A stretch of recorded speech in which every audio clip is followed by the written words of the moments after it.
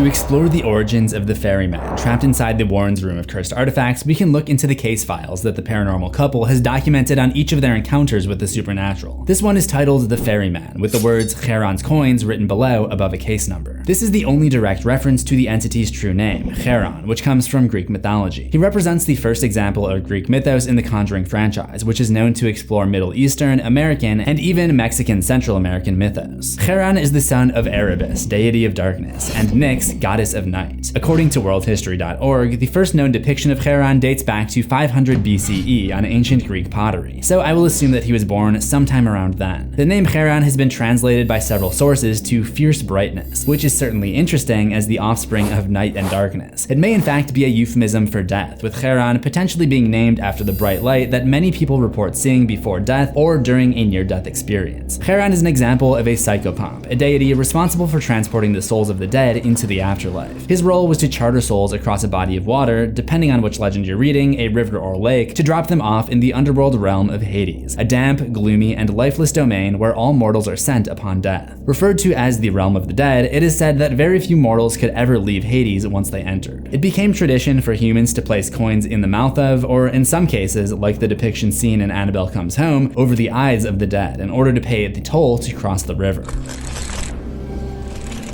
If you don't pay his toll, he'll take your soul. If you don't pay his toll, he'll take your soul. Those who paid the fee would be loaded into Charon's ferry and taken across into the realm of Hades, thus explaining how he got his nickname, the Ferryman. If a mortal did not pay the fee, it is said that their soul would be left to wander the shores for 100 years before being allowed to cross. In some stories, Charon would take and keep the soul, while in others, they would haunt the world as ghosts. To learn the full history of the Ferryman, including the details of his story from ancient Greek texts, how demonologist Ed and Lorraine Warren captured this entity in the 1900s, and his resurgence in tandem with the demon Malthus in the 1970s, stick around to the end of this video. This video is sponsored by Audible.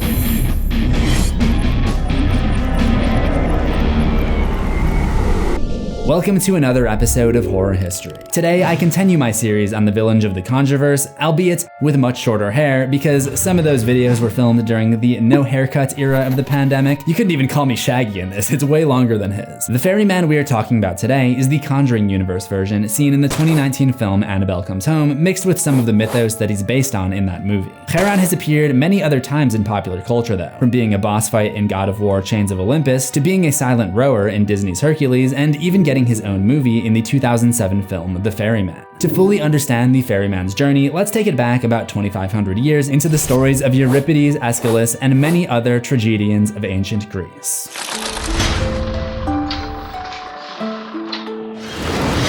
As I mentioned, the earliest Kharon depiction was on a vase, where he appears as a bearded man carrying a punt pole. These poles would be used to move boats in shallow water by the user planting one end of the pole at the bottom of the river and using it to propel forward. The most common channel cited as the river that Kharon spends his time on would be the river Styx. If only Kharon had operated a sailboat, as he does in some later depictions, it would have been the perfect setup for some kind of joke. The coins left for the Ferryman were known as Charon's Obol, based on the ancient Greek coin, the Obol. It equates to about $16 or $17 USD in 2022. Different cultures have adapted the story to fit their own coin, as we see in Annabelle Comes Home, where Daniela comes across a pouch of coins of various types. But don't try to pay the Ferryman using your debit card or Bitcoin wallet. He has no use for monetary value. What he's interested in is the silver. The Obol was perfect for him because the coins were worth their weight in silver. The Obol was also used as a measurement of weight. Although most of the ancient Greek tragedies depicted the version of Kharon who accepts payments as coins placed in the corpse's mouth, director Gary Doberman was inspired by images of the coins placed on the victim's eyes that he had seen on the internet. Just as the mythos evolved to include other coins, the description of Kharon has also changed over the years. In 438 BCE, in Euripides' play Alcestis, Kharon has evolved to use an oar, because the body of water being crossed is now an enormous lake of fathomless depth. In 19 BCE, Virgil's Aeneid describes him as appallingly filthy, with a bush of unkempt white beard upon his chin, with eyes like jets of fire, and a dirty cloak which draggles down knotted about his shoulders. Around 100 CE, Seneca's Hercules details an old man clad in foul garb, which is described as an abhorrent sight. His beard is unkempt and his cheeks are haggard and sunken in. Roman poetry of the 2nd century paints an even grimmer picture. Apuleius' 1566 novel, The Golden Ass, shame we didn't cover that one in middle school language arts, depicts an old man with decaying hands and arms. catacombs. A derivative version of the character can also be found in Etruscan mythology, where he's known as Kharon, a demon of death armed with a hammer. There seems to be a gradual transformation as we move closer to present day towards a more Grim Reaper-like appearance, which was consciously made a part of the design in his Conjurverse incarnation. Many of the tales seem to be about heroes who cross the river to retrieve someone or complete a challenge. In some mythos, the ferryman will help the hero, and in others, he needs to be convinced. In Hercules, the titular hero was tasked to retrieve the three-headed dog who guarded the gates of Hades, and the ferryman was punished severely for escorting a living being into the realm of the dead.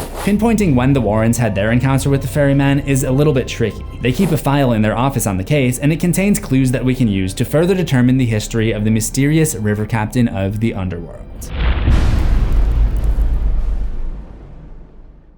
I'm about to dig into one of the many case files of the demonologists Ed and Lorraine Warren. This one is probably movie only, but they do have stories that they've published, meaning you can dig into them yourself. They explore paranormal phenomena like haunted houses, graveyards, and even a werewolf. There is only one place you can get these audiobooks, and that is Audible. Audible offers an incredible selection of audiobooks across every genre, including lots of horror. You'll also discover exclusive Audible originals from top celebrities, renowned experts, and exciting new voices in audio. Members get a free title every month for keeps. Plus, there's a great selection of free podcasts. If you're new here, we have a little audio book club here on the channel. I tell you guys about what I'm reading, and you tell me about what Audible titles you've been listening to in the comments. This month, I'm veering off into non-fiction territory with Atomic Habits by James Clear. It explores the science behind forming and keeping good habits that lead to success. And since my goal is to sustain success with my channel, I figured it would be an excellent title to check out. To try out Audible Premium Plus for 30 days, visit audible.com/CZsWorld or text CZsWorld to 500-500. You'll find that link in the description, audible.com/CZsWorld.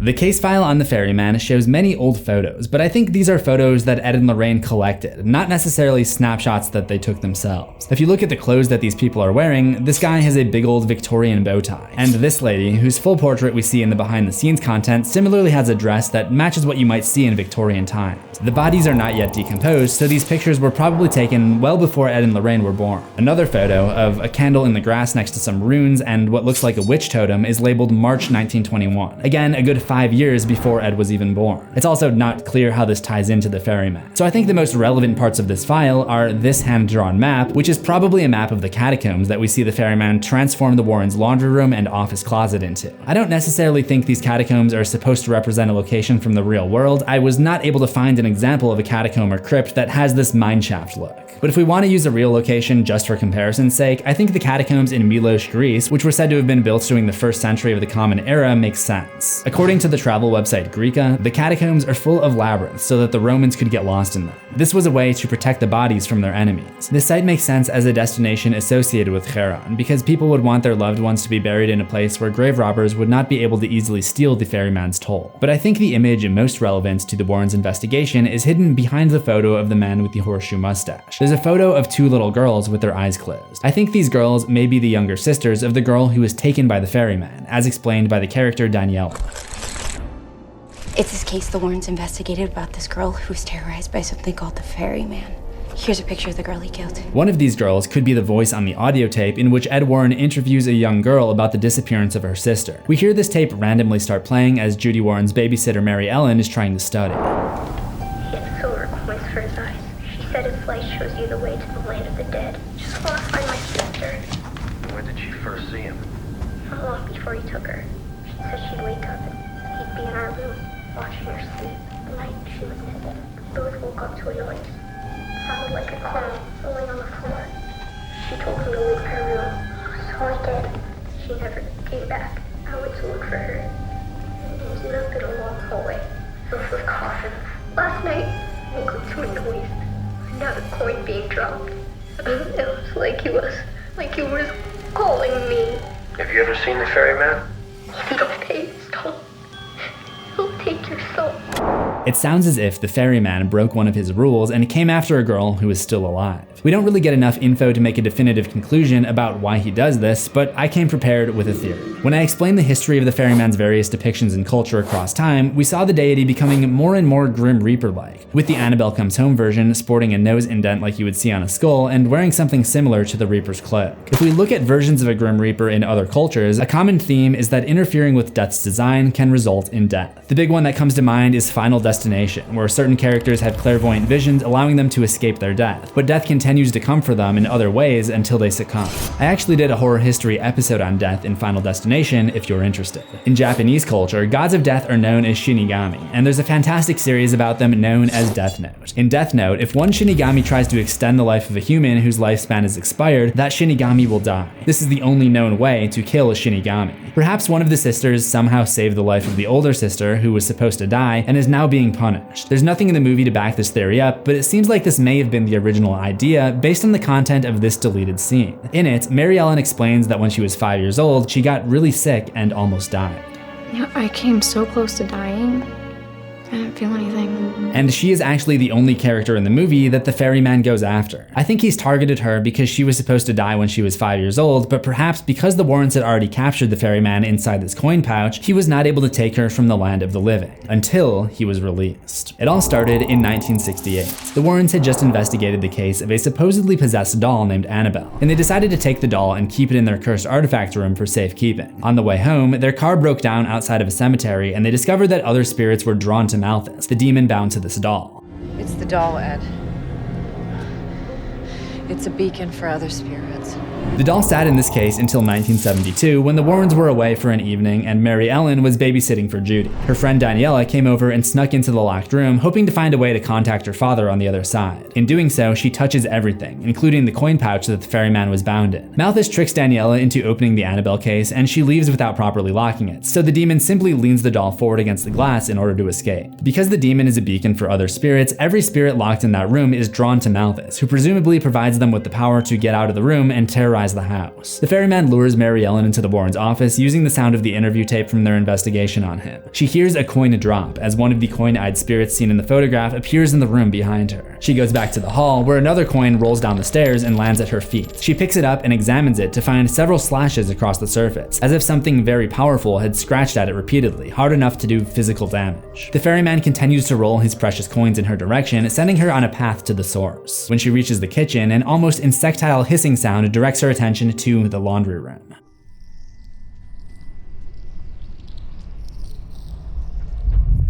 That's when she first lays eyes on what to this point has only been a figure of Greek legend to her. She locks eyes with two coins floating near the ceiling in the dark.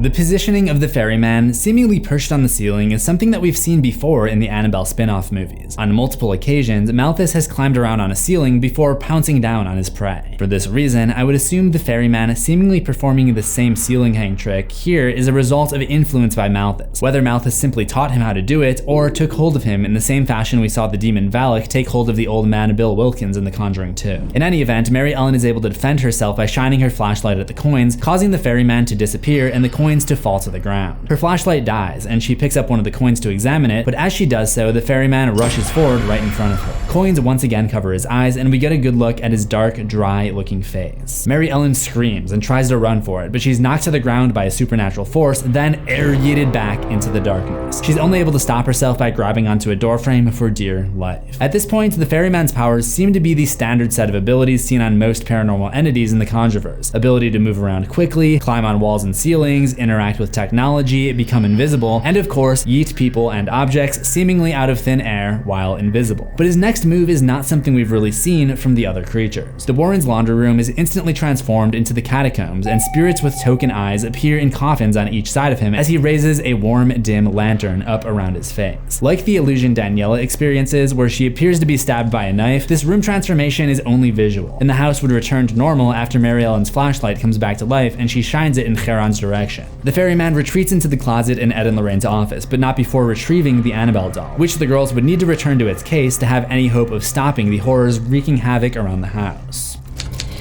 Annabelle, the doll. She's the one who's doing all of this. When they arrive, the ferryman creaks open the closet door to give them a peek and reveal Annabelle, then slam it shut before they can get to it. They're able to locate the key, but when Mary Ellen reopens the door, the closet has transformed into the catacombs of the ferryman. At the end of the corridor, Mary Ellen sees the girl that the ferryman killed, the one that looks just like her, eyes covered and holding the Annabelle doll. It was a trap to coax her further into the crypt, but she had no choice but to venture forward to retrieve the doll. Her lamp goes out. This is the second time Mary Ellen's source of light was extinguished in the ferryman's presence, and it makes me wonder if the infernal deity named for intense light as the son of night and darkness has the ability to manipulate light sources. She is unable at first to pry the doll from her doppelganger's grasp. The girl comes to life and screams.